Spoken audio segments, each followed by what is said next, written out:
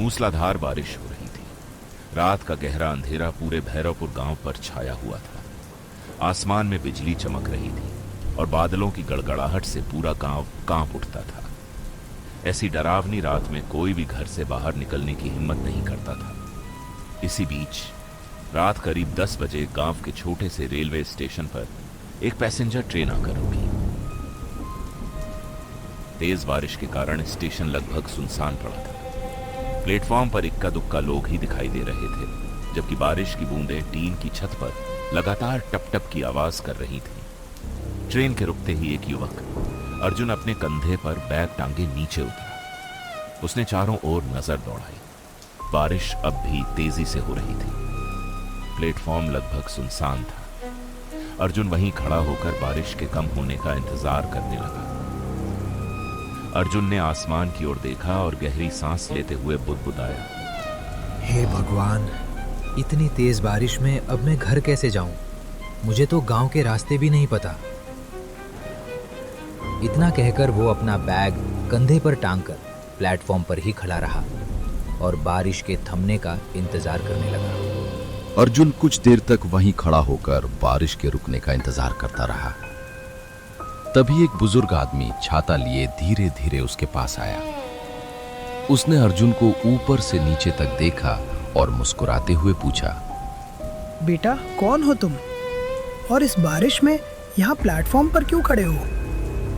चाचा, मैं शहर से आ रहा था, लेकिन बारिश की वजह से ट्रेन बहुत लेट हो गई। अब रात भी काफ़ी हो चुकी है। मुझे तो गांव के रास्ते भी नहीं पता। समझ नहीं आ रहा कि इस बारिश में घर कैसे जाऊं। बुजुर्ग के चेहरे की मुस्कान अचानक गायब हो गई। उन्होंने चारों ओर एक नजर दौड़ाई, फिर धीमी आवाज में अर्जुन से बोले, अरे रे बेटा, अब मेरी बात ध्यान से सुनना। आज अमावस्या की रात है, ऊपर से काफ़ी देर भी हो चुकी है। ऐसी रात में कहीं भी जाने की गलती मत करना। आज की रात स्टेशन पर ही रुक जाना, यही तुम्हारे लिए सबसे सुरक्षित रहेगा। बुजुर्ग की बात सुनकर अर्जुन थोड़ा चौंक गया। उसने हैरानी से उनकी तरफ देखा और पूछा, अरे चाचा, ऐसी क्या बात है आज जो आप मुझे इतना डरा रहे हैं? बेटा, तुम शहर से आए हो, इसलिए इस गांव के बारे में नहीं जानते।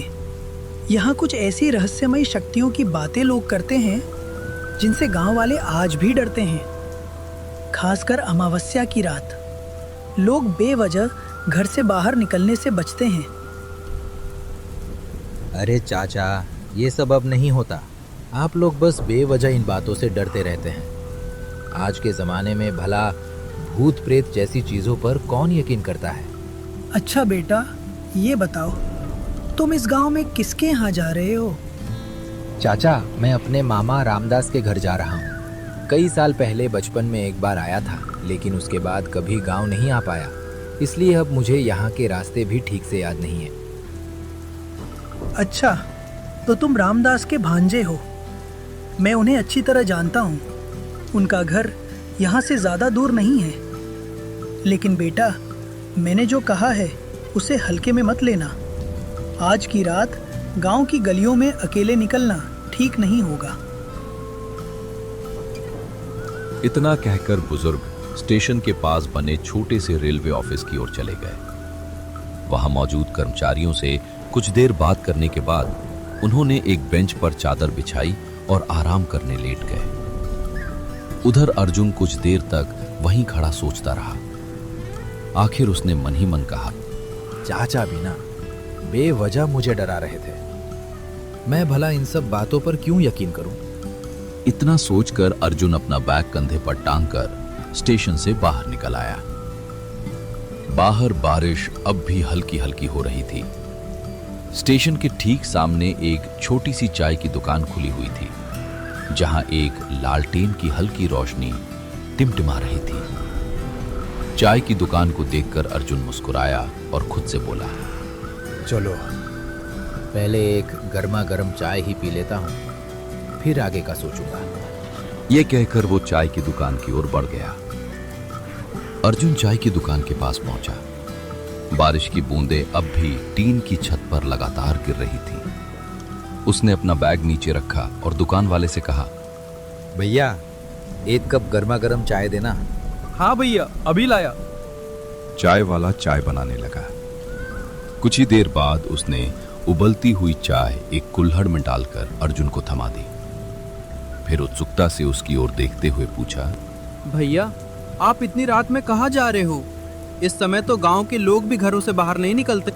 अर्जुन ने चाय का एक घूंट पिया और बोला, अरे भैया, मैं अपने मामा रामदास के घर जा रहा हूँ। बारिश की वजह से ट्रेन बहुत लेट हो गई, इसलिए इतनी रात हो गई। चाय वाले के चेहरे का रंग अचानक बदल गया।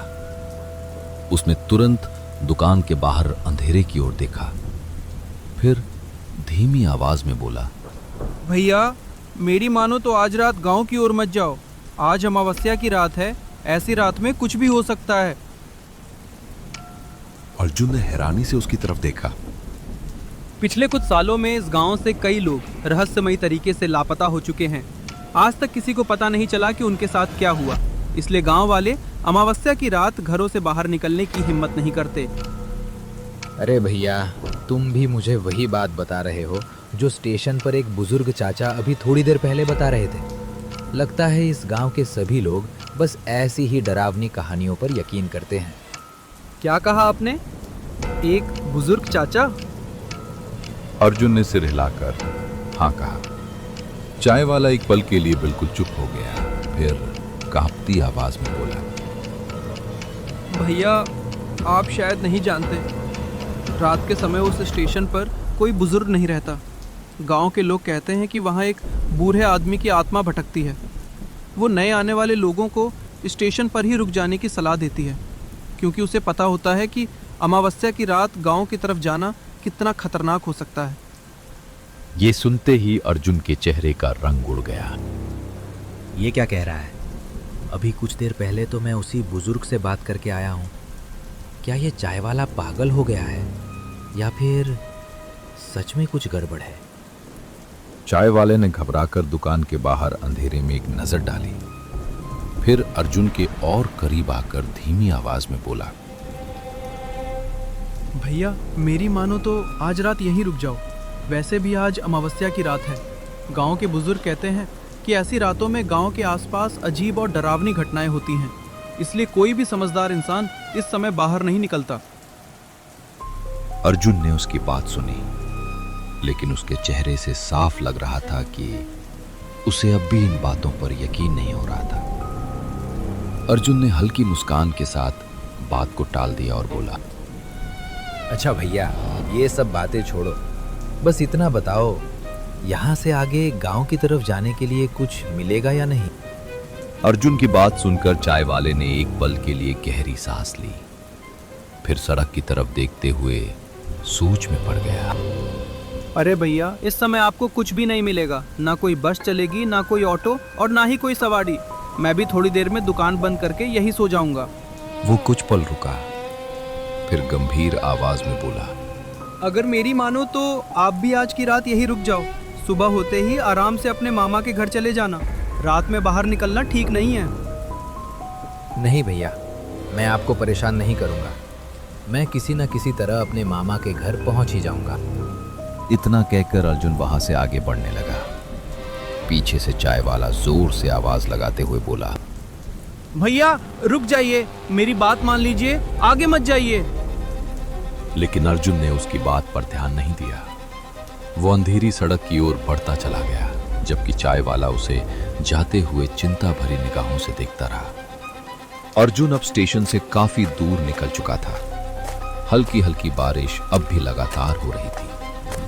वो गांव की कच्ची कीचड़ से भरी सुनसान सड़क पर धीरे धीरे आगे बढ़ रहा था। उसके पैरों की आवाज और बारिश की बूंदों की टप टप के अलावा चारों तरफ गहरा सन्नाटा पसरा हुआ था। सड़क के दोनों ओर घने पेड़ और झाड़ियां थीं, जो अंधेरे में और भी डरावनी लग रही थी। हे भगवान, ये मैं कहाँ फंस गया? पता नहीं अभी गांव कितनी दूर है। इस सुनसान रास्ते में कोई आदमी भी नहीं दिख रहा। काश कोई सवारी ही मिल जाए, नहीं तो पूरी रात ऐसे ही चलते रहना पड़ेगा। अर्जुन धीरे धीरे कच्ची सड़क पर आगे बढ़ ही रहा था कि तभी कुछ दूरी पर उसे एक धुंधली सी परछाई दिखाई दी। अर्जुन धीरे धीरे कच्ची सड़क पर आगे बढ़ रहा था। तभी कुछ दूर उसे एक छोटा सा तिरपाल का तंबू दिखाई दिया। तंबू के नीचे एक आदमी लकड़ी के स्टूल पर बैठा था। उसके सामने मछलियों से भरी टोकरी रखी थी और पास में एक लालटेन धीमी रोशनी दे रही थी। इतनी सुनसान रात में उस आदमी को देखकर अर्जुन को थोड़ा अजीब तो लगा, लेकिन फिर भी वो उसके पास चला गया।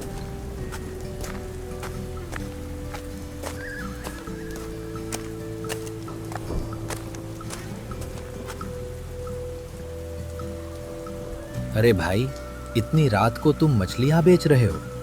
मछली बेचने वाले ने अर्जुन की तरफ देखा और हल्की मुस्कान के साथ कहा, पहले मछली ले लो भैया, अभी अभी ताज़ी पकड़ कर लाया हूँ। वैसे मामा को तो मछली बहुत पसंद है, क्यों ना कुछ मछलियां ले लो। इतने दिनों बाद उनके घर जा रहा हूँ, उन्हें भी अच्छा लगेगा। अर्जुन ने बिना कुछ सोचे मछलियां खरीद ली। उसे बिल्कुल भी अंदाजा नहीं था कि उसने अपनी सबसे बड़ी गलती कर दी है। इस गांव में एक पुरानी मान्यता थी कि अमावस्या की रात मांस या मछली साथ लेकर सफर नहीं करना चाहिए। गांव वाले मानते थे कि इसकी गंध ऐसी अदृश्य शक्तियों को अपनी ओर खींच लेती है जिनसे सामना होने पर बच पाना आसान नहीं होता। तुम्हें इतनी रात में यहाँ अकेले बैठे डर नहीं लगता? साहब, यहाँ कोई भी कभी अकेला नहीं होता। मछली वाले की बात अर्जुन की समझ में नहीं आई। उसने इसे भी गांव वालों की अजीब बातें समझकर नजरअंदाज कर दिया और आगे बढ़ गया। कुछ दूर चलते ही उसके बैग से मछलियों की तेज गंध फैलने लगी। तभी अचानक अर्जुन को ऐसा महसूस हुआ जैसे कोई उसके बिल्कुल पीछे पीछे चल रहा हो। उसने एक दो बार पीछे मुड़कर देखा, लेकिन वहां कोई नहीं था। फिर भी हर कदम के साथ उसके कंधे पहले से ज्यादा भारी महसूस होने लगे, जैसे किसी का अदृश्य हाथ धीरे धीरे उस पर अपना भार बढ़ा रहा हो। अर्जुन चलते चलते अचानक रुक गया। उसने अपना कंधा सहलाया और घबराकर इधर उधर देखने लगा। ये मेरा कंधा इतना भारी और दर्द क्यों हो रहा है? और ये अजीब अजीब सी आवाजें आखिर आ कहां से रही हैं?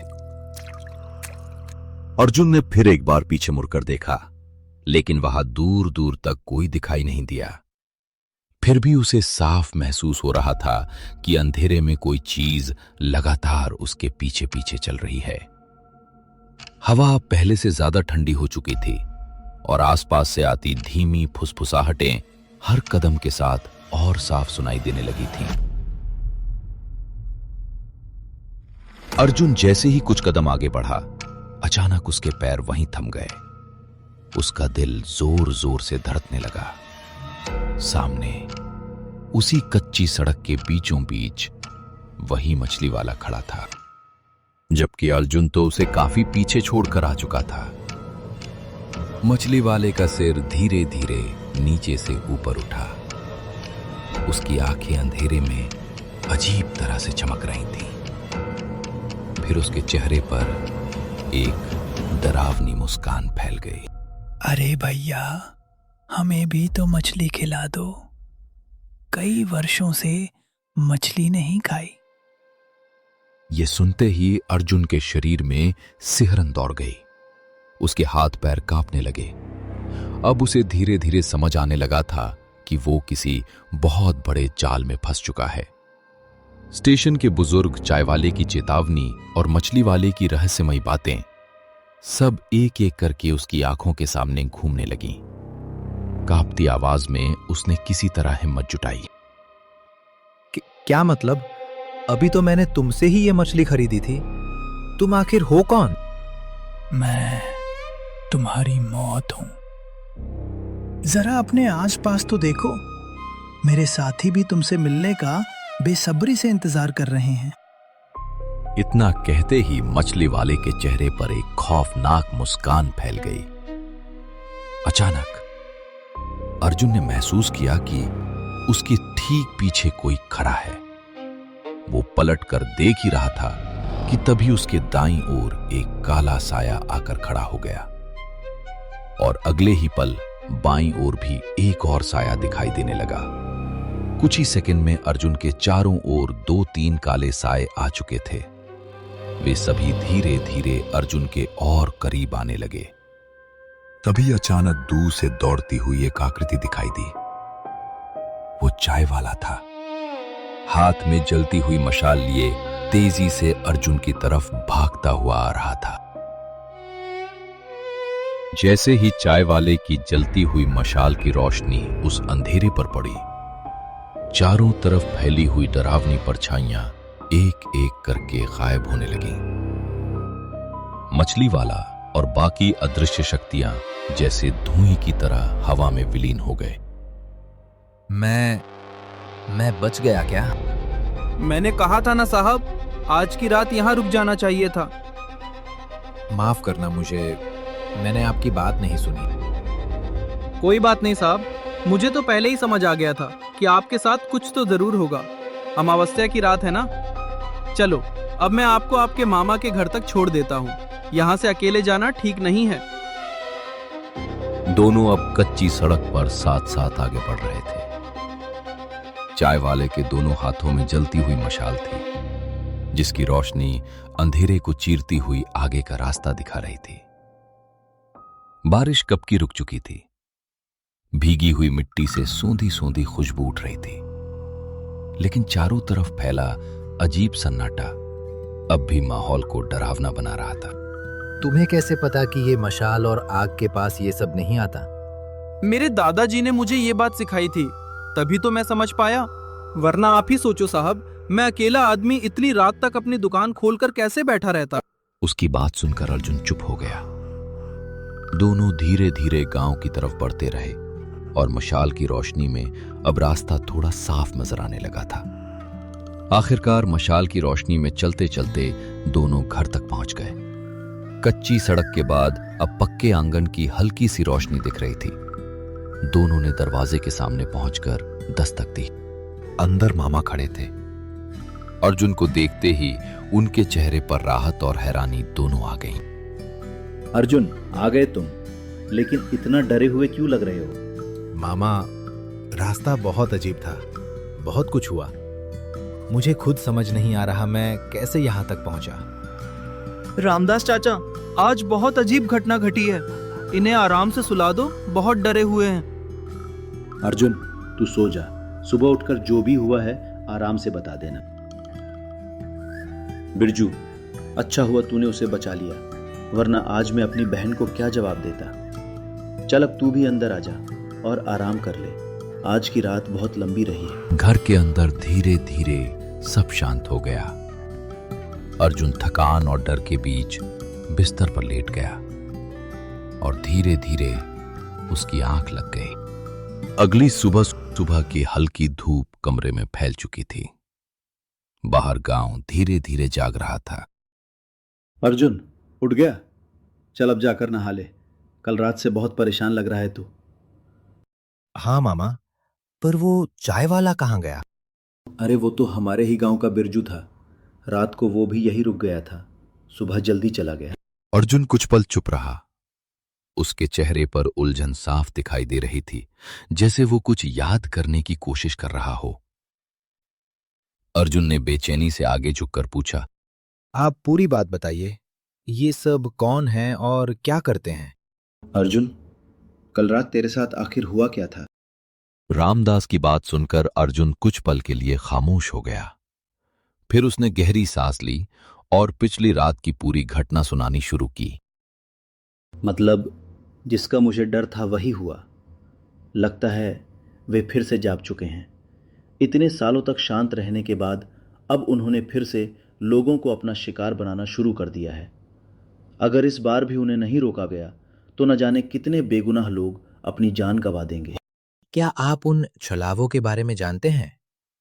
आखिर वे हैं कौन और इतने सालों से इस जंगल में क्या कर रहे हैं? बहुत साल पुरानी बात है अर्जुन। तब मैं कोई 5-6 साल का रहा होऊंगा।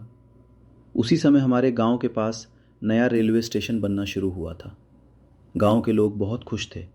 सबको लगता था कि अब शहर आना जाना आसान हो जाएगा, रोजगार बढ़ेगा और गांव की तरक्की होगी। स्टेशन का काम शुरू हुआ तो गांव के कई लोगों को भी मजदूरी मिल गई।